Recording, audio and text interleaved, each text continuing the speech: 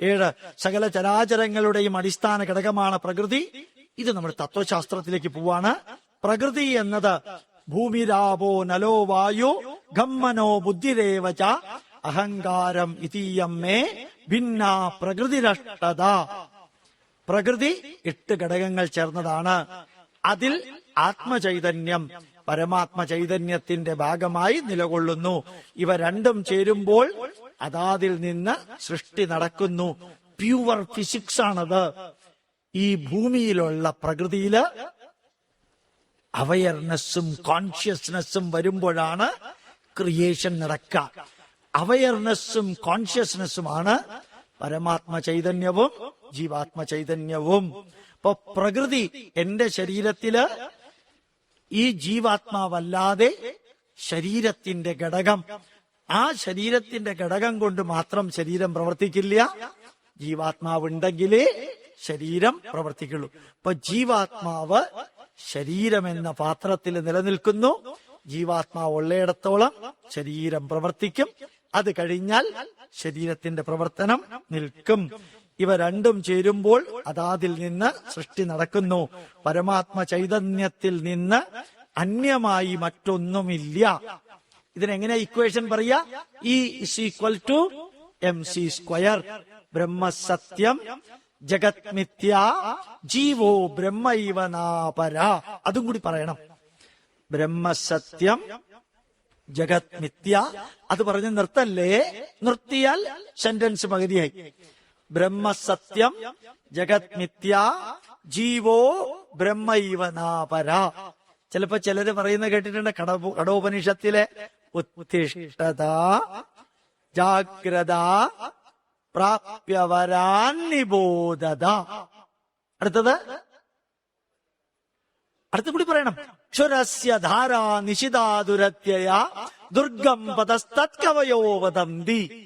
അതുകൂടി പറഞ്ഞാലേ മുകളിലത്തെ ആവുള്ളൂ പൂർണ്ണമായിട്ട്. അല്ലെങ്കിൽ കുഴപ്പ. ചക്കയും ചുക്കും തിന്നണം. വേവിച്ച ചക്കയും വേവിക്കാത്ത ചുക്കും തിന്നണം. പച്ച ചക്ക തിന്നാ ചുക്ക് തിന്നോണ്ട് ഒരു പ്രയോജനം ഇല്ല. അർത്ഥം മനസ്സിലായില്ലെങ്കിൽ പിന്നെ ഊണ് വെച്ചിട്ട് ചിന്തിക്കാം. ഓർമ്മിക്കുക, സെന്റൻസ് കംപ്ലീറ്റ് ആയില്ലെങ്കിൽ സത്യമേവ ജയതേ തീർന്നില്ല. നാ നൃതം അതുകൂടി ചേർക്കണം. സത്യമേവ ജയതേ നാ നൃതം സത്യേന ബന്ധാ വിതതോ ദേവയാന. അത് മുഴുവനായാൽ പകുതി എടുത്തു കഴിഞ്ഞാൽ വലിയ കുഴപ്പ. കാരണം അടുത്ത ചോദ്യം നമുക്ക് വരുമ്പോ ഉത്തരം പറയാൻ പറ്റില്ല. അതാണ് ബ്രഹ്മസത്യം ജഗത് മിഥ്യ എന്ന് പറഞ്ഞ് നിർത്തിയാൽ പറ്റുന്ന അബദ്ധം. നമ്മുടെ പൂർവികർക്ക് തെറ്റുപറ്റിയിട്ടില്ല. പകുതി പഠിച്ച നമുക്കായിരിക്കും ചിലപ്പോ തെറ്റുപറ്റുന്നത്.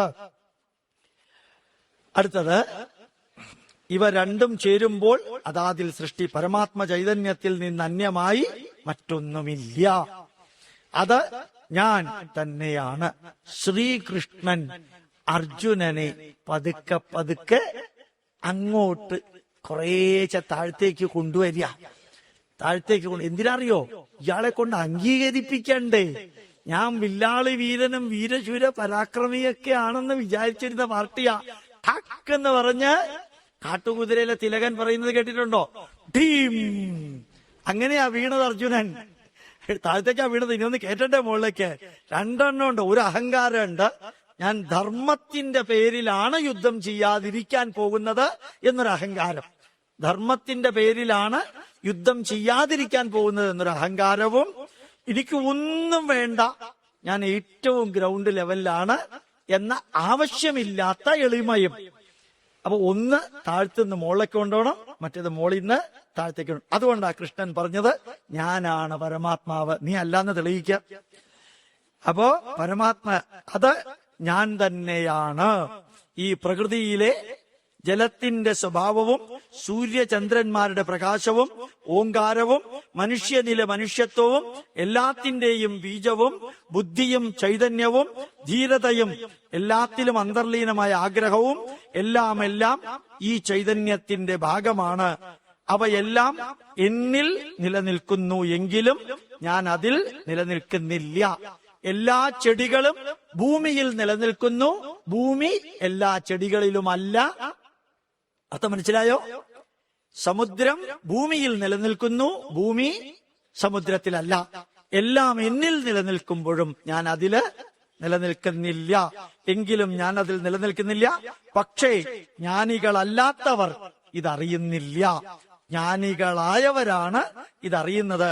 കാരണം ഇതെല്ലാം മായയാൽ ആവൃതമായിരിക്കുന്നു. മായയും മായാവിയും മായാവിനോദനും. അർത്ഥം മനസ്സിലായല്ലോ? എല്ലാം മായയാണ്. ഞാൻ ഒരാളോട് ചോദിച്ചു മിനിങ്ങാന്ന്, DYFIയുടെ സെക്രട്ടറിയോട്, സാർ എല്ലാം മായയാണെന്ന് പറഞ്ഞിട്ട് വല്ല കാര്യമുണ്ടോ എന്ന് ചോദിച്ചു. 100-ന്റെ നോട്ടും 1000-ന്റെ നോട്ടും 500-ന്റെ നോട്ടും തമ്മിൽ എന്താ വ്യത്യാസം മോനേന്ന് ചോദിച്ചു. കളർ വ്യത്യാസം ഉണ്ടെങ്കിൽ 100 രൂപ 500-ഉം 500 1000 ആവുമോ? ഇപ്പൊ മനസ്സിലായി സാർ, ഞാൻ പോട്ടെ സാർ. 3 കത്തിച്ചാൽ എന്ത് കിട്ടും? ചാരം.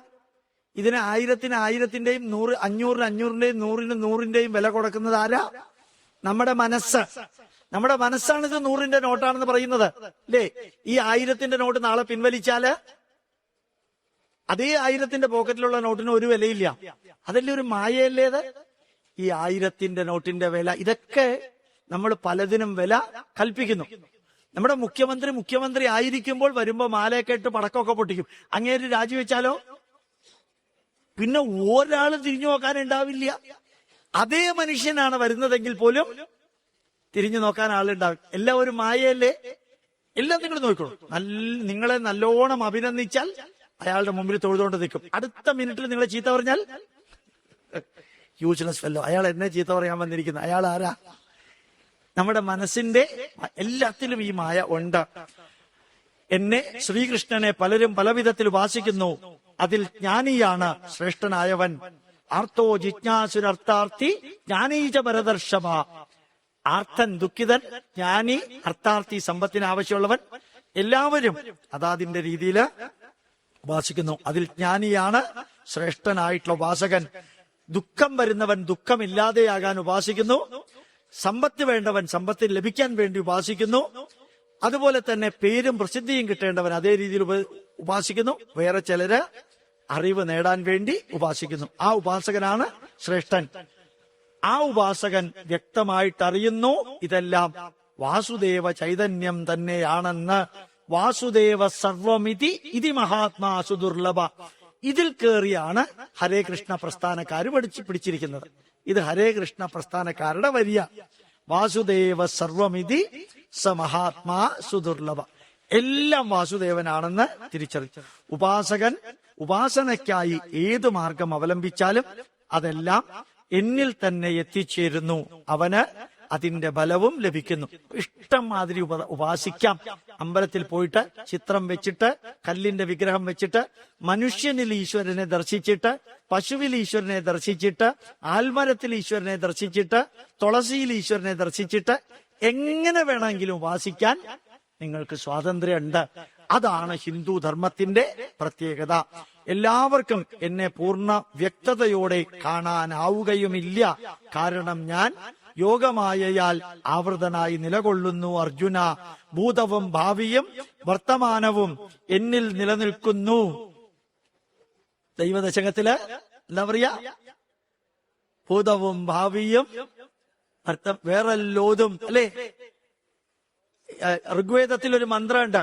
യദ്ഭൂതം യച്ഛഭവ്യം ഉദാമൃതത്വശേഷാനഃ യദന്നേന തിരോഹതി ഏതാവാൻ അസ്യ മഹിമാ. അസ്യ മഹിമാ, മായയും നിൻ മഹിമയും നീയും എന്നോട്. ഏതാവാനസ്യ മഹിമാ അഥോജ്യായാഗം പുരുഷ പാദോസ്യ വിശ്വാഭൂതാനി ത്രിപാദസ്യാമൃതം ദിവിഹി ത്രിപാദ ഊർധ്വോദയത്പുരുഷപാദോസ്യേഹാ ഭവത് പുനഃ തദോ വിശ്വം വ്യക്രാമത ശാസനാശനീ അഭി തസ്മാത് വിരാടജായത. അതാണ് ദൈവദശകത്തിൽ എടുത്തിരിക്കുന്നത്. അതാണ് വിഷ്ണു സഹസ്രനാമത്തിൽ എടുത്തിരിക്കുന്നത്. അതാണ് ഭഗവത്ഗീതയിൽ എടുത്തിരിക്കുന്നത്.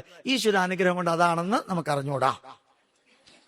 ആരെല്ലാമാണോ അജ്ഞാനം നീങ്ങി ജ്ഞാനിയായി തീരുന്നത് അവൻ എന്നെ എളുപ്പത്തിൽ തിരിച്ചറിയുന്നു. അവർ ജീവിതത്തിൽ വേദനകളിൽ നിന്നും പ്രശ്നങ്ങളിൽ നിന്നും ബന്ധനങ്ങളിൽ നിന്നും മോചിതരായി തീരുകയും ചെയ്യുന്നു. വേദനകളിൽ നിന്നും പ്രശ്നങ്ങളിൽ നിന്നും മോചിത. അണോരണീയാൻ മഹതോ മഹീയാൻ ആത്മാഗുഹായാം നിഹിതോസ്യ ജന്തോ. അണുക്കളിൽ വെച്ച് ഏറ്റവും ചെറിയ അണുവിൽ ഞാൻ തന്നെയാണെന്ന് തിരിച്ചറിയുക. മഹത്തായതിൽ വെച്ച് ഏറ്റവും മഹത്തായ പ്രപഞ്ചത്തിലും ഞാൻ തന്നെയാണെന്ന് തിരിച്ചറിയുക. അത് അണോരണീയാൻ മഹതോ മഹീയാൻ ആത്മാ ഗുഹായാം നിഹിതോസ്യ ജന്തോ. ജീവാത്മാവിന്റെ രൂപത്തില് 16 ലക്ഷം തരത്തിലുള്ള ജന്തുക്കളിലും 4 ലക്ഷം തരത്തിലുള്ള സസ്യങ്ങളിലും 80,000 തരത്തിലുള്ള വൃക്ഷങ്ങളിലും 10 ലക്ഷം തരത്തിലുള്ള സൂക്ഷ്മ ജീവികളിലും നിലനിൽക്കുന്ന ചൈതന്യം ഞാനാണെന്ന് എപ്പ നീ തിരിച്ചറിയുന്നുവോ നിനക്ക് ഈ ജീവിതത്തിൽ ദുഃഖമുണ്ടാവുകയില്ല. തമക്രതു പശ്യതി വീതശോകോ ധാതുപ്രസാദാൻ മഹിമാനമീശം. എല്ലാം ഈ മഹത്തായ പ്രപഞ്ചമാണെന്നറിഞ്ഞാല് എന്താ രസല്ലേ? ബോർഡിൽ ഒരു വര വരച്ച് അതിനെ മുറിക്കാതെ ചെറുതാക്കാൻ പറഞ്ഞാൽ എന്ത് ചെയ്യും? വലിയ വര. ആ വലിയ വര ഈ ഷെഡിന്റെ അത്രയും വലിയ വരയാണെങ്കിലോ ഞാൻ വരച്ച വര വളരെ ആ വര ആകാശത്തിന്റെ അത്രയുമാണെങ്കിലോ ഞാൻ വരച്ച വര ഒന്നുമല്ല. അപ്പൊ എന്റെ ദുഃഖം ഒന്നുമല്ലെന്ന് മനസ്സിലാക്കണമെങ്കിൽ ഈ പ്രപഞ്ചത്തിന്റെ മഹാവ്യാപ്തിയും സർവചരാചരങ്ങളെയും കുറിച്ച് മനസ്സിലാക്കാൻ സാധിച്ചാൽ എന്റെ ദുഃഖം അതൊന്നും സാരമില്ല ഗോപാലേഷ, അതൊക്കെ വരും, വന്ന പോലെയൊക്കെ പൂട്ടോ. ആഗമാ പായിനോ അനിത്യ താം തിദിക്ഷസ്വ ഭാരത. ഞാൻ ചിലരോടൊക്കെ പറയാറുണ്ട്, ഒന്നും പേടിക്കണ്ട ദാമോദരൻ നായരെ, ഇതൊക്കെ വരും, വന്ന പോലെയൊക്കെ പൂ. VP ഗംഗാധരൻ സാർ ക്യാൻസർ ചികിത്സിച്ചു ഭേദമാക്കിയ രോഗികളെ ഫെബ്രുവരി 5-ാം തീയതി ഒരുമിച്ച് കൊണ്ടുവരാറുണ്ട്. അപ്പോ ഇപ്രാവശ്യം ഞാനായിരുന്നു ഗസ്റ്റ് അവർക്ക് ക്ലാസ് എടുക്കാൻ. പിന്നെ ഇന്നസെന്റ് ഉണ്ടായിരുന്നു. ഇന്നസെന്റ് മൈക്ക് ഇങ്ങനെ പിടിച്ച് പറയുന്നതാണ്, ഞാനൊരു MP ആയിട്ട് 8 മാസമായിട്ടോ ഇതുവരെ ഒരു പൈസ എന്റെ കയ്യിൽ കൊണ്ടു തന്നിട്ടില്ല. ഞാൻ പ്രതീക്ഷിച്ച് പാർലമെന്റിൽ പോയത് തന്നെ എന്തെങ്കിലുമൊക്കെ കിട്ടുന്നു പ്രതീക്ഷിച്ചിട്ട, ഒന്നുമില്ലെന്ന് മാത്രല്ല വെറുതെ 8 മാസം പോയി. എന്റെ സിനിമ മതിയായിരുന്നു എനിക്ക്. അപ്പൊ സിനിമയുടെ കാര്യം വരുമ്പോ പാർലമെന്റിൽ പോയിട്ട് ഒരു പൈസയും കിട്ടണല്ലോ. ഇതാണെങ്കിൽ ലക്ഷങ്ങൾ കിട്ടേ. ദേശാമണി അമ്മയുടെ അടുത്ത് എന്താ കേശവൻ നായർ പറഞ്ഞത്? ദേശാമണി അമ്മ ചോദിച്ചു, ബാലാമണിയുടെ കല്യാണം നടക്കുമോ കേശവൻ നായര്? കേശവൻ നായർ എന്താ പറഞ്ഞത്? ദേശാമണി അമ്മയ്ക്ക് എത്ര വയസ്സായി? 78. ഇനി ഒരു 5 കൊല്ലം നടക്കും, പിന്നെ ഒരു 5 കൊല്ലം കിടക്കും, പിന്നെ ആരെങ്കിലും ഉണ്ടെങ്കിൽ എടുക്കും. അന്തരം സിനിമയിലെയാ. നിങ്ങൾ സിനിമ കാണണം, ഈ ഭഗവത്ഗീത മാത്രം വായിച്ചോണ്ടിരുന്നിരുന്നാ പോരാ. നല്ല സിനിമയുണ്ട്, അതൊക്കെ കാണണേ. അപ്പോ ആ പാരഗ്രാഫ്, അതിനാൽ 8 വിധ പ്രകൃതിയെ ചൈതന്യവത്താക്കുന്ന ആത്മപരമാത്മ ചൈതന്യമാകുന്നു ശ്രീകൃഷ്ണൻ എന്ന് തിരിച്ചറിയുക. ആ ശ്രീകൃഷ്ണൻ ഈ ഗീതാ ഉപദേശവും വ്യക്തമായി വിജ്ഞാനത്തിലൂടെ ജ്ഞാനം സ്പിരിച്വൽ നോളജ്, വിജ്ഞാനം സയന്റിഫിക് നോളജ്, ജ്ഞാനം സ്പിരിച്വൽ നോളജ്, ആത്മീയമായ അറിവ്, വിശേഷേണ യത് ജ്ഞാനം വർത്തതേ തത് ഏവ വിജ്ഞാനം. അത് സയന്റിഫിക് നോളജ്. ജ്ഞാനത്തിലൂടെയും വിജ്ഞാനത്തിലൂടെയും അറിയാനാകണം ഭഗവത്ഗീത. ആത്മീയതയും ശാസ്ത്രവും ജ്ഞാനവും വിജ്ഞാനവുമായി ഇവിടെ ഭഗവത്ഗീതയിൽ സമന്വയിക്കുന്നു. ഭാരതീയ പൈതൃകത്തിന്റെ ആചാര വിചാര വിശ്വാസ സങ്കല്പ ഗ്രന്ഥങ്ങളെല്ലാം നഹി ജ്ഞാനേന സഹിതം പവിത്രമിഹ വിദ്യതേ, അറിവിന്റെ കുമ്പാരമാണെന്ന് തിരിച്ചറിയുക. ഇനി 8 മുതൽക്കുള്ളത് എനിക്ക് തോന്നുന്നു ഭക്ഷണത്തിനുള്ള സമയമായി അല്ലേ? അപ്പൊ ഭക്ഷണം കഴിച്ചിട്ട് നമുക്ക് 8 വീണ്ടും തുടങ്ങാം. എനിക്ക് വളരെ സന്തോഷം തോന്നൂട്ടോ. ഒന്ന്, ഇത് പരീക്ഷണമാണ്. ഇങ്ങനെ വായിച്ചാലൊക്കെ ആൾക്കാരിയ്ക്കുവോ മനസ്സിലാവോ എന്നുള്ളതൊന്നും അറിഞ്ഞൂടാ. ഇതേമാതിരി ഈശാവാസ്യ ഉപനിഷത്തും എല്ലാം ചെയ്താൽ കൊള്ളാന്നാണ്. പുസ്തകം നോക്കി പഠിപ്പിക്കുക. അല്ലെങ്കിൽ എന്ത് പറ്റുന്ന വെച്ച് കഴിഞ്ഞാൽ ആൾക്കും ഓർക്കാൻ സാധിക്കില്ല. ഇവിടെ നിങ്ങൾ അഡ്രസ് കൊടുത്തിട്ടുണ്ട്. അവിടെ ഇൻസ്റ്റിറ്റ്യൂട്ടിന്റെ ഒരു സ്ലിപ്പ് ഉണ്ട്. അതില് നിങ്ങളുടെ മൊബൈൽ നമ്പർ എഴുതിയിട്ടാല് ഈ പ്രദേശത്ത് ഇൻസ്റ്റിറ്റ്യൂട്ടിന്റെ പ്രോഗ്രാം ഉള്ളപ്പോ നിങ്ങൾക്ക് മൊബൈൽ ഫോണിലൂടെ അതിന്റെ മെസ്സേജ് കിട്ടും. അത് ഇവിടെ മൊബൈൽ നമ്പർ കൊടുത്തവര് അവിടെ കൊടുക്കണ്ടെന്നില്ല. അവിടെ കൊടുക്കുകയാണെങ്കിൽ അത് ഇന്ന് തന്നെ നമ്മള് മൊബൈൽ കമ്പ്യൂട്ടറിൽ അപ്ലോഡ് ചെയ്യും, രാത്രി തന്നെ അപ്ലോഡ് ചെയ്യും. ഇവിടെ കൊടുക്കുകയാണെങ്കിൽ ഇവിടെ നിന്ന് ചിലപ്പോൾ അങ്ങോട്ട് വരാൻ ഇവിടെയും കൊടുക്കണം. ഇവിടെ എന്തൊക്കെയാണോ പറഞ്ഞിരിക്കുന്നത് അവിടെയും കൊടുക്കണം. അതേപോലെ തന്നെ ഇതേപോലെയുള്ള മഹായജ്ഞം നടത്താൻ നിങ്ങൾ ഓരോരുത്തരുടെയും സംഭാവന അത്യാവശ്യമാണ്. അതിനാണ് കവർ തന്നിരിക്കുന്നത്. ആ കവറില് സാധിക്കുന്നിടത്ത് ഒരു കാര്യം ഉറപ്പാണ്, ഈ പ്രോഗ്രാമുകൾ ഇതേപോലെ നിരന്തരം നടക്കുന്നുണ്ടാവും.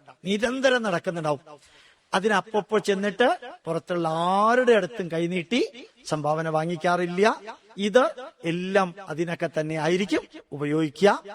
അതുകൊണ്ട് അത് പ്രയോജനപ്പെടുത്താൻ താല്പര്യമുള്ളവര്, നമ്മുടെ ഡോക്ടർ നമ്പൂതിരി പറഞ്ഞ പോലെ ഒന്നും നിർബന്ധമില്ല. നിങ്ങൾ എത്ര തന്നു എന്നും അന്വേഷിക്കില്ല, കവർ തിരിച്ച് വീട്ടിലേക്ക് കൊണ്ടുപോയോ എന്നും അന്വേഷിക്കില്ല, തരാത്തവരാറാണെന്നും അന്വേഷിക്കുകയില്ല എന്ന് പറഞ്ഞുകൊണ്ട് പ്രണമിക്കുന്നു. നമസ്കാരം. എന്തായാലും എല്ലാവരുടെയും മുഖത്ത് നല്ല സന്തോഷമുണ്ട്. ഈ സന്തോഷം ഇന്നും ഉണ്ടാവണം. അത് ഒരു പ്രാർത്ഥനയാണ്.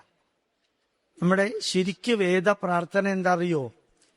പശ്യേമ ശരദശതം, ജീവേമ ശരദശതം, ശൃണ്വാമ ശരദശതം, മോദേമ ശരദശതം. എത്ര നല്ല പ്രാർത്ഥന അറിയോ? അനുഗ്രഹാണത്.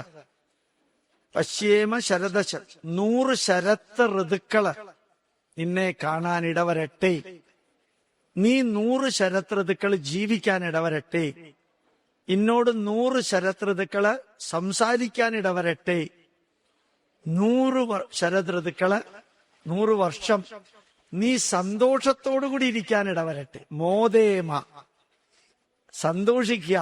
അതല്ലേ നമുക്ക് ചെയ്യാവുന്ന. നമ്മൾ സന്തോഷിക്കുന്നത് കൊണ്ട് പുണ്യം കുറയുകയോ പാപം കൂടുകയോ ഒന്നുമില്ല. പിന്നെ ഞാൻ അവിടെ നിന്ന് ഇറങ്ങി വന്നപ്പോ ചീഞ്ഞ തണ്ണീർമത്തൻ മാതിരി മുഖം വെച്ചോണ്ടിരുന്ന എന്താ അറിയോ? ഓരോരുത്തര് വന്നിട്ട് എന്റെ കാല് തൊടും. ഞാൻ തട്ടുകടയിൽ നിന്ന് ചായയും കുടിച്ചോണ്ട് പോകുന്ന ആളെ എന്റെ കാല് തൊട്ടിട്ട് വല്ല പ്രയോജനമുണ്ടോ? അപ്പൊ ഞാൻ സീരിയസ് ആയിട്ട് പോയ അയാള് വേറെ എന്തോ ചിന്തിക്കുകയാണ്. അയാള് ഇപ്പൊ തൽക്കാലം മുമ്പിൽ പോകണ്ടെന്ന് വിചാരിച്ചെങ്കിലും മാറുമോ എന്ന് വിചാരിച്ചിട്ടാണ് ഞാൻ താഴത്തേക്ക് നോക്കി പോകുന്നത്. അല്ലാതെ എനിക്ക് വേറെ യാതൊരു വിധത്തിലുള്ള ഇതുമില്ല. അക്ഷരബ്രഹ്മയോഗം നമ്മുടെ പുസ്തകം നോക്കുകയാണെങ്കിൽ ബ്രഹ്മം എന്താണ്, അധ്യാത്മം എന്താണ്, കർമ്മം എന്താണ്, മരണസമയത്ത് ആത്മാവ് എങ്ങോട്ടാണ് യാത്ര ചെയ്യുന്നതെന്നും അതിഭൂതവും ദൈവികവും അതിയജ്ഞവും എന്താണെന്ന് അർജുനന്റെ ചോദ്യത്തിന് ശ്രീകൃഷ്ണൻ മറുപടി പറയുന്നു. ഇപ്പോ ആദ്യം അർജുനൻ വളരെ ഉയരത്തിലായിരുന്നു. കൃഷ്ണനോട് നിർദ്ദേശിച്ചതാ, നമ്മൾ ഈ യുദ്ധം ചെയ്യരുത്, ഒരിക്കലും നമ്മൾ ചെയ്യരുത് കൃഷ്ണ, നമുക്ക് പാപം ഉണ്ടാവും എന്ന് പറഞ്ഞ ആള് താഴത്തേക്ക് ഇറങ്ങി വന്ന് സ്റ്റുഡന്റിന്റെ ലെവലായി. എന്താ സ്റ്റുഡന്റിന്റെ ലെവല്? ഞാൻ നിന്നോട് ചോദിക്കുന്നു, അക്ഷരം ബ്രഹ്മപരമം സ്വഭാവോധ്യാത്മമുച്യതേ. ബ്രഹ്മം എന്നത് നാശഹീനമായ ഊർജമാണ്. അക്ഷരം, അക്ഷതം, അക്ഷയം. ആ സംസ്കൃത മലയാള അക്ഷരമാലയിലെ ആദ്യത്തെ അക്ഷരം ആ. ക്ഷ അവസാനത്തെ അക്ഷരം. ആ ക്ഷ ആദ്യം മുതൽക്ക് അവസാനം വരെ ഉള്ളത് അക്ഷരം. രം എന്ന് പറഞ്ഞാൽ നശിക്കാത്തത്. രം എന്ന് പറഞ്ഞാല് നശിക്കാത്ത. അക്ഷരം എന്ന് പറഞ്ഞാൽ പൂർണമായത്, നശിക്കാത്തത്. അക്ഷതം പൂർണമായത്, മംഗളകരമായത്. അക്ഷയം പൂർണമായത്, ക്ഷയിക്കാത്തത്. ഇപ്പൊ ബ്രഹ്മം എന്നത് നാശഹീനമായ ഊർജം തന്നെയാണ്. ഓരോ വ്യക്തിയുടെയും സ്വതസിദ്ധമായ ഭാവമാണ് അധ്യാത്മം. നമ്മളിപ്പോ ആധ്യാത്മിക ശാന്തി, ഓം ശാന്തി ശാന്തി ശാന്തി, ആദ്യത്തെ ശാന്തി ആധ്യാത്മിക ശാന്തി, രണ്ടാമത്തെ ശാന്തി ആദി ഭൗതിക ശാന്തി, മൂന്നാമത്തെ ശാന്തി അതിദേവത ശാന്തി. ഒന്നാമത്തെ ശാന്തി എന്റെ ശരീരത്തിലും മനസ്സിലുമുള്ള ശാന്തി. രണ്ടാമത്തെ ശാന്തി എനിക്ക് ചുറ്റും 25 അടി റേഡിയസില് 25 റേഡിയസിലുള്ള എല്ലാത്തിലും ശാന്തി. മൂന്നാമത്തേത് മേഘവും സമുദ്രവും വനവും അന്തരീക്ഷവും ചുറ്റുപാടുമുള്ള എല്ലാത്തിലുള്ള ശാന്തി. ഓരോ വ്യക്തിയുടെയും സ്വതസിദ്ധമായ ഭാവമാണ് അധ്യാത്മ സ്വഭാവമുച്യതേ. സ്വഭാവം, സ്വതസിദ്ധമായ ഭാവം. സൃഷ്ടിയാണ് കർമ്മം.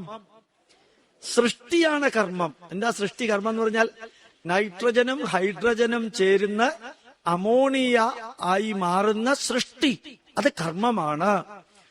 ഒരു അന്തരീക്ഷത്തിലെ കാർബൺ ഡൈ ഓക്സൈഡ് എടുത്ത് ചെടികളെ ഇല ഉണ്ടാക്കുന്നത്, ചെടികളുടെ ശരീരം ഉണ്ടാക്കുന്നത് സൃഷ്ടിയാണ്. നമ്മൾ കഴിക്കുന്ന ഭക്ഷണത്തിലെ പോഷകാംശങ്ങൾ എടുത്ത് ശരീരത്തിലെ സെല്ലുകൾ ഉണ്ടാവുന്നത് സൃഷ്ടിയാണ്. ഈ ലോകത്തിലെല്ലാം സൃഷ്ടിക്കപ്പെടുന്നതിനെയാണ് നമ്മൾ കർമ്മം എന്ന് പറയുന്നത്.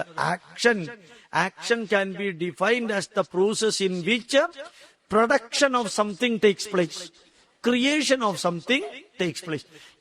ഇത് അൾട്രാ മോഡേൺ ഫിസിക്സ് ആണ് കൃഷ്ണൻ പറയുന്നത്. ആക്ഷൻ എന്ന് പറയുന്നത് as A result of action something should be produced, creation should take place. അപ്പൊ സൃഷ്ടിയാണ് കർമ്മം. ഈ പ്രപഞ്ചത്തില് നാശത്തിന് വിധേയമായി നിലനിൽക്കുന്നത് എന്തെല്ലാമാണോ അതെല്ലാം അതിഭൂതമാണ്. അതിഭൂതം, പഞ്ചഭൂതം, പൃഥിവി, അപ്പ്, തേജ, വായു, ആകാശം. ഡീഗ്രഡേഷന് വിധേയമായാൽ അതെല്ലാം പഞ്ചഭൂതങ്ങളായി മാറും. ബൈബിളിൽ ഒരു വരിയുണ്ട്, മനുഷ്യ നീ മണ്ണാകുന്നു, മണ്ണിൽ നിന്ന് വന്ന് മണ്ണിലേക്ക് പോകുന്നു. അപ്പൊ നമ്മള് ഈ ഭൂമിയിലെ പല ദ്രവ്യങ്ങളിൽ നിന്ന് വന്നു, മരിച്ചതിന് ശേഷം അതിലേക്ക് തന്നെ തിരിച്ചു പോകുന്നു. അതാണ് അതിഭൂതം. പ്രപഞ്ച ചൈതന്യമാണ് അതിദൈവം. ആകാശം, മേഘം, സമുദ്രം, പർവ്വതങ്ങള്, കാറ്റ്, വനം എല്ലാം അതിദൈവതമാണ്. സർവചരാചരങ്ങളിലും അന്തർലീനമായി നിലകൊള്ളുന്ന പ്രവർത്തിക്കുന്നതിനെയാണ് അതിയജ്ഞം എന്ന് പറയുന്നത്. അതായത് പ്രകൃതി തന്നെ അങ്ങോട്ട് നിയന്ത്രിക്കുക. ഭൂമി കറങ്ങുന്നു, നല്ല ഐസ് ഹിമാലയത്തിൽ നിന്ന് ഉരുകുന്നു. ഓരോ ജീവിയും അതിൻ്റെതായ നിലയില് ഇവിടെ നിലനിൽക്കുന്നു. കാലാവസ്ഥ കാലാകാലങ്ങളിൽ വരുന്നു. എടവപ്പാതിക്ക് ഈ കാലാവസ്ഥാ നിരീക്ഷകരൊന്നും മിണ്ടിയില്ലെങ്കിൽ ജൂൺ 1-ാം തീയതി മഴ പെയ്യും. അവര് വല്ലതും പറഞ്ഞാൽ പിന്നെ മഴ പെയ്യില്ല. അപ്പോ അതെല്ലാം പ്രകൃതിക്കൊരു താളമുണ്ട്. അത് ഞങ്ങളാ പറയുന്നത് എന്ന് പറയുമ്പോഴാണ് പലപ്പോഴും. ഇപ്പൊ പ്രകൃതിയുടെ താളമാണ് അതിയജ്ഞം. അപ്പോ കൃഷ്ണൻ തന്നെ ചോദിക്കുന്നുണ്ട്, മരണകാലത്ത് ആരെ ചിന്തിച്ച് ജീവിച്ചാൽ, ആരെ ചിന്തിച്ച് മരിച്ചാൽ അതെന്താണ് സംഭവിക്കുക? അത് നല്ല ഒരു ഉത്തരാണ്. ആരെല്ലാമാണോ ശ്രീകൃഷ്ണനെ സ്മരിച്ച് മരണം വരിക്കുന്നത് അവന്റെ ആത്മാവ് എന്നിൽ തന്നെ വന്നു ചേരുന്നു. നമ്മള് ആരെ ചിന്തിച്ചിട്ടാണോ അന്ത്യകാലത്ത് മരിക്കുന്നത്, അതിനെക്കുറിച്ച് ഞാൻ പറയാതെ നിങ്ങൾക്കറിയാം. ജഡഭരതന്റെ കഥ മഹാഭാഗവതത്തിലുണ്ട്. ഭരതൻ ഒരു മാനിനെ കുറിച്ച് ചിന്തിച്ച് അങ്ങനെ. അപ്പൊ നിങ്ങൾ മരിക്കുമ്പോ ആരെ കുറിച്ചാ ചിന്തിക്കുക? നല്ല ക്വാളിറ്റി ഉള്ള പാർട്ടിയെ ചിന്തിച്ചിട്ടാണെങ്കിൽ അങ്ങോട്ട് പോകും. അതല്ല വേറെ വല്ലതും ആണെങ്കിൽ അങ്ങോട്ട് പോകും. അപ്പോ ചെയ്ത കർമ്മവും ജീവിതാന്ത്യത്തിലെ അഭിലാഷവുമാണ്. ചെയ്ത കർമ്മവും ജീവിതാന്ത്യത്തിലെ അഭിലാഷവുമാണ് നമ്മളെ അതാക്കി തീർക്കുന്നത്. ഒരു നല്ല ഗായകനാവാൻ സാധിച്ചില്ലല്ലോ എന്ന ദുഃഖത്തോടു കൂടിയാണ് മരിക്കുന്നതെങ്കിൽ അടുത്ത ജന്മം ഒരു സംശയവും ഇല്ല ഒരു വലിയ ഉജ്ജ്വലമായിട്ടുള്ള ഒരു ഗാനഗന്ധർവനാകാൻ സാധിക്കുമെന്ന് ബ്രയൻ വൈസ് കാതറീൻ എന്ന പെൺകുട്ടിയെ റിട്രോഗ്രസീവ് ഹിപ്നോട്ടിസം നടത്തി പബ്ലിഷ് ചെയ്ത 3 പുസ്തകങ്ങളില് അടിവരയിട്ട് പറയുന്നു. ഇപ്പൊ ഒരു വ്യക്തി ചെയ്യുന്ന കർമ്മങ്ങളും അവശേഷിക്കുന്ന ആഗ്രഹങ്ങളുമാണ് അടുത്ത ജന്മത്തിന് ആധാരമാകുന്നത്. നീട്ടിവലിച്ച് പറയണമെന്നുണ്ട, സമയമില്ലാത്തതുകൊണ്ടാ.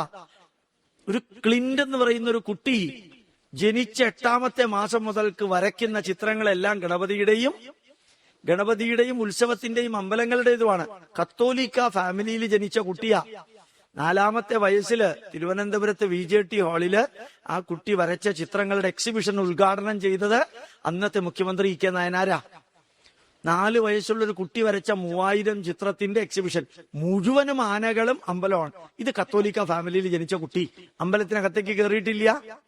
ഇപ്പൊ ഈ ജന്മാന്ത്യത്തില് നിങ്ങള് ആനന്ദ ഭൈരവി എന്ന സിനിമ കണ്ടിട്ടുണ്ടോ? 9ാമത്തെ വയസ്സിൽ മരിച്ചുപോയ തക്കലയില് ജീവിച്ചിരുന്ന ഒരു കുട്ടിയുടെ കഥയാ. തക്കലയില് ജീവിച്ചിരുന്ന കുട്ടിയാ. 72 രാഗങ്ങള് ഒരു ടീച്ചറിന്റെയും കീഴിൽ അല്ലാതെ പഠിച്ചത്. തന്നെത്താനെ ഏത് രാഗവും താളവും തന്നെത്താനെ അറിയാവുന്ന ഒരു കുട്ടിയുടെ ജീവചരിത്രമാണ് ആ സിനിമ. തക്കല തിരുവനന്തപുരത്ത് നിന്ന് 32 കിലോമീറ്റർ. അപ്പോ നമ്മുടെ ജീവിതാന്ത്യത്തിൽ, അപ്പൊ കൃഷ്ണൻ പറഞ്ഞത് എത്ര പെർഫെക്റ്റ് സയൻസ് ആണെന്ന് നോക്കാം. ജീവിതാന്ത്യത്തില് നമ്മൾ എന്തിനെയാണോ ചിന്തിച്ചുകൊണ്ട്, ആഗ്രഹിച്ചുകൊണ്ട്, പ്രതീക്ഷിച്ചുകൊണ്ട്, ഉദ്ദേശിച്ചുകൊണ്ട് ആത്മാവിനെ കൈവിടുന്നത്, ആ ആത്മാവ് അതുപോലെയുള്ള ശരീരത്തെ സ്വീകരിക്കുന്ന മരണവേളയിൽ എന്തിനെയാണോ ആഗ്രഹിച്ച്, എന്തിനെയാണോ ചിന്തിച്ചുകൊണ്ട് മരിക്കുന്നത്, അതായി പുനർജന്മം നേടുന്നു അർജുന. എന്നിലേക്ക് വന്നു ചേരുവാൻ ആഗ്രഹിക്കുന്നവൻ അതുകൊണ്ട് എല്ലായ്പ്പോഴും എന്നെ സ്മരിക്കുന്നതാണ് ഉത്തമം. ഇവിടെയാണ് കൃഷ്ണൻ ഞാൻ എന്ന പദം ഉപയോഗിക്കുന്നത്. 8ാമത്തെ അധ്യായത്തില് എന്നിലേക്ക്. ഇത്രയും കാലം കൃഷ്ണൻ അത് പറഞ്ഞില്ല. അർജുനനെ ശിഷ്യനാക്കി മാറ്റിയതിനു ശേഷമാണ് ഗുരു അത് പറഞ്ഞത്. ശിഷ്യനാക്കി മാറ്റി എന്ന് പറയാൻ കാരണം എന്താ? ആദ്യത്തെ പാരഗ്രാഫ് അർജുനൻ ചോദിച്ച ചോദ്യമാണ്. ഒരു വിദ്യാർത്ഥിയെ പോലെ അർജുനൻ ചോദിച്ച ചോദ്യം. ശ്രീകൃഷ്ണ സ്മരണ നിരന്തരമുള്ള പരിശ്രമത്തിലൂടെ സാധിക്കുകയും ചെയ്യും. അത് ശ്രീകൃഷ്ണനെയാണ് സ്മരിക്കാൻ ആഗ്രഹിക്കുന്നതെങ്കിൽ അത് നമ്മുടെ മനസ്സിനകത്ത് നിരന്തരം. അതുകൊണ്ടാ ശ്രീകൃഷ്ണ ഉപാസന, ശ്രീരാമോപാസന, ബ്രഹ്മോപാസന, ശിവോപാസന നിരന്തരം ചെയ്താലേ അവസാന സമയത്ത് വേദന വരുമ്പോ ഇത് മനസ്സിൽ എപ്പോഴും ഉണ്ടാവും. എന്റെ അമ്മ മരിക്കുമ്പോ നാരായണ നാരായണ നാരായണ മാത്രം പറഞ്ഞുകൊണ്ടാണ് മരിച്ചത്. ഒത്തിരി വേദന ഉണ്ടായിരുന്നു. ലാസ്റ്റ് സമയത്ത് കുറച്ച് നേരെ ഉണ്ടായിരുന്നു, ഒരു 4 മണിക്കൂർ 4.5 മണിക്കൂർ. എന്റെ മടിയിൽ തന്നെ കിടന്നാണ് മരിച്ചത്. എനിക്ക് വലിയ ആത്മസംതൃപ്തി. എന്റെ അമ്മയെ അവസാനം വരെ നോക്കിയത് എന്റെ ജ്യേഷ്ഠാനുജന്മാരാ. ഞാൻ തിരുവനന്തപുരത്താ. ലാസ്റ്റ് സമയത്ത് ഞാൻ അവിടെ വന്നു. ഇവരൊക്കെ ഓരോ സ്ഥലത്തേക്ക് പോയി. ഇവരെല്ലാം ഓരോ സ്ഥലത്തേക്ക് പോയി. ഞാൻ മാത്രമേ അവിടെ ഉണ്ടായിരുന്നുള്ളൂ. അപ്പൊ അതൊരു ചിലപ്പോ ഒക്കെ നമുക്ക് തോന്നുന്ന ഒരു പുണ്യകർമ്മം എന്നറിയാതെ അവനവനെ കുറിച്ചായത് കാരണം അതിനൊരു അഹംഭാവത്തിന്റെ ചൊവ്വയില്ലാതെ ആ അഭിമാനത്തിന്റെ അവസാന നിമിഷത്തിൽ അമ്മ ഇങ്ങനെ കൈകൊണ്ട് കാണിച്ചു, ഞാൻ പൂവാണ്. ഞാൻ ഇങ്ങനെ പൂവാണെന്ന് പറയുമ്പോഴും ഞാൻ വിചാരിച്ചത് ഓറഞ്ച് വേണമെന്ന് അമ്മ പറയുകയാണെന്ന് വിചാരിച്ചു കയ്യ്. പക്ഷെ അതല്ല. അത് കഴിഞ്ഞു അമ്മയുടെ കണ്ണട. ജസ്റ്റ് ഒരു 25-30 സെക്കൻഡിനുള്ളിൽ അമ്മ കൈ. അപ്പൊ ശരിക്കും എന്തിനെ ആണോ പ്രതീക്ഷിച്ച് ആഗ്രഹിച്ച് എന്തിലെത്തിച്ചേരണമെന്ന് തോന്നലോടുകൂടിയാണോ പോകുന്നത്, അതിലേക്ക് എത്തിച്ചേരുമെന്ന് കൃഷ്ണൻ പറഞ്ഞു. ഓംകാരം ജപിച്ച് എങ്ങനെയാണ് ജീവിതം ത്യാഗം ചെയ്യേണ്ടത് ഒന്ന് ആലോചിച്ച് നോക്കണം. ഇത് പറയുന്നത് യുദ്ധക്ഷേത്രത്തിലാണ്, കുരുക്ഷേത്ര ഭൂമിയിലാണ്. വൈകുന്നേരം ചായ കുടിക്കാനിരിക്കുമ്പോഴല്ല. അപ്പൊ എവിടേക്കാണ് അർജുനന്റെ മനസ്സിനെ വളർത്തുന്നത് എന്ന് കൂടി നോക്കാം. ഓംകാരം ജപിച്ച് പഞ്ചേന്ദ്രിയങ്ങളെയും പൂർണ്ണമായും നിയന്ത്രിച്ച് പരമാത്മാവിനെ മാത്രം ധ്യാനിച്ച് ജീവൻ ഛേദിക്കാൻ സാധിക്കുന്ന വ്യക്തിയുടെ ആത്മാവ് ഏറ്റവും ശ്രേഷ്ഠമായ പദവിയിൽ എത്തുന്നു. അവർക്ക് പിന്നെ പുനർജന്മമില്ല തന്നെ. ഒന്ന് മാർക്ക് ചെയ്തേക്കാം. Individual soul will get dissolved in the cosmic soul. ആ വാക്ക് നോക്ക. ഇത് ഈ പുനർജന്മത്തെ കുറിച്ച് പഠിച്ച പ്രൊഫസർ പറഞ്ഞ വരികളാണ്. ഇൻഡിവിഡുവൽ സോൾ, ജീവാത്മാവ്, will get dissolved in the cosmic soul. പ്രപഞ്ച ആത്മാവില് അലിഞ്ഞു ചേരും. അതാണ് പരമമായ മോക്ഷം. അതിന് നമ്മുടെ ആത്മാവ് 6 ലെവല് വരെ ഉയരേണ്ടതുണ്ട്. 6 ലെവൽ എന്ന് പറഞ്ഞാൽ 99% പുണ്യകർമ്മവും 1-2% പാപകർമ്മവും ചെയ്താലാണ് 6ാമത്തെ ലെവലെത്തുക. പുണ്യകർമ്മം എന്നുള്ളതിന് എന്താ ഡെഫിനിഷൻ? മനസ്സ്, ശരീരം, കുടുംബം, സംസ്കാരം, സമൂഹം, രാഷ്ട്രം, സർവചരാചരങ്ങൾക്കും സസ്റ്റൈനബിൾ ആൻഡ് പെർമനന്റ് നന്മ വരുത്തുന്നതിനെ പറയുന്ന പേരാണ് ധർമ്മം. അതിനെ പറയുന്ന മറ്റൊരു പേരാണ് നന്മ. അതിനുവേണ്ടി പ്രവർത്തിക്കുന്നതിന് പറയുന്ന പേരാണ് പുണ്യകർമ്മം. അതിന്റെ ഫലമാണ് പുണ്യം. അതിന്റെ പ്രതിഫലമാണ് സ്വർഗം. അതിന്റെ പ്രതിഫലമാണ് സ്വർഗം. ഞാൻ പറഞ്ഞതിന്റെ സ്പീഡ് കൂടിയോ ഇല്ല? മനസ്സിലായില്ലെന്നല്ലേ ഉള്ളൂ. അപ്പൊ ഓർമ്മിക്കുക. ആ പുണ്യം 99% പുണ്യകർമ്മം ചെയ്ത് ബാക്കി 1%, 1-2% പാപകർമ്മം വരുമ്പോഴാണ് അവരോട് ചോദിക്കുക, ഇനി 2% പാപകർമ്മത്തിന്റെ, അറിയാതെ ചെയ്ത പാപകർമ്മത്തിന്റെ ഫലം അനുഭവിച്ച് തീർക്കാൻ ഇനി ഒരു ജന്മം വേണോ മതിയോ? ഇനി ഒരു ജന്മം വേണ്ട. അർത്ഥം മനസ്സിലായി? എന്തുകൊണ്ട് രമണ മഹർഷി ക്യാൻസർ വന്ന് മരിച്ചു? എന്തുകൊണ്ട് രാമകൃഷ്ണ പരമഹംസർ ക്യാൻസർ വന്ന് മരിച്ചു? എന്തുകൊണ്ട് ശങ്കരാചാര്യര് ഭഗന്തര വന്ന് മരിച്ചു? എന്തുകൊണ്ട് വിവേകാനന്ദൻ ഡയബറ്റിക്സ് വന്ന് മരിച്ചു?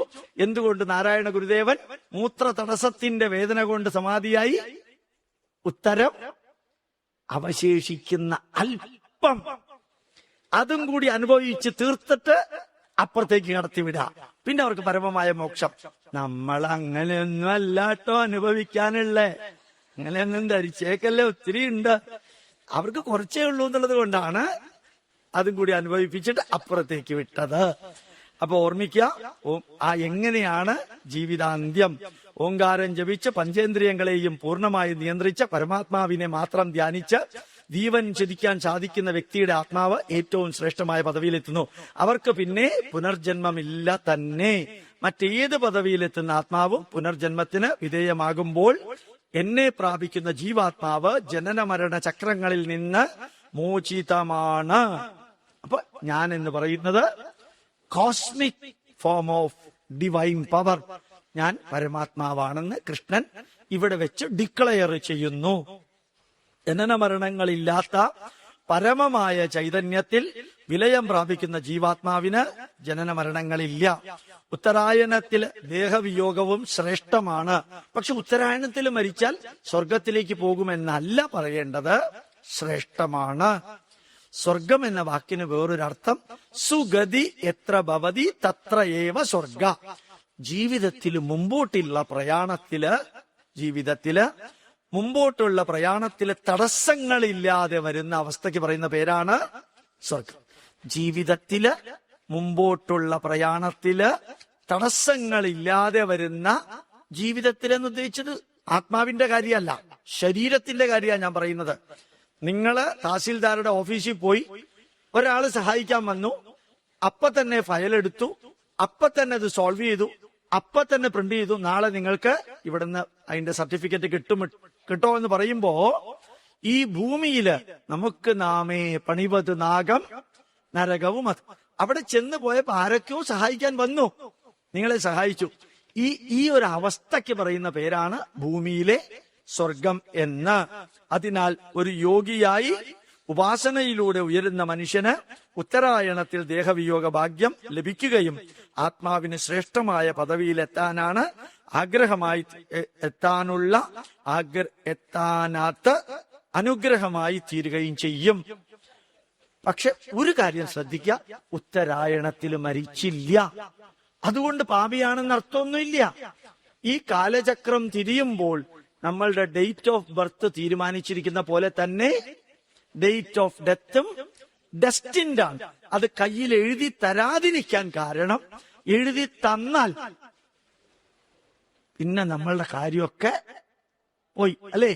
ഇല്ലാളി വീരനും വീരശൂര പരാക്രമിയും സകലതുമായിരുന്ന പരീക്ഷിത്ത് രാജാവിന്റെ കയ്യിൽ എന്ത് എഴുതി കൊടുത്തു? ഡേറ്റ് ഓഫ് ഡെത്ത് എഴുതി കൊടുത്തു.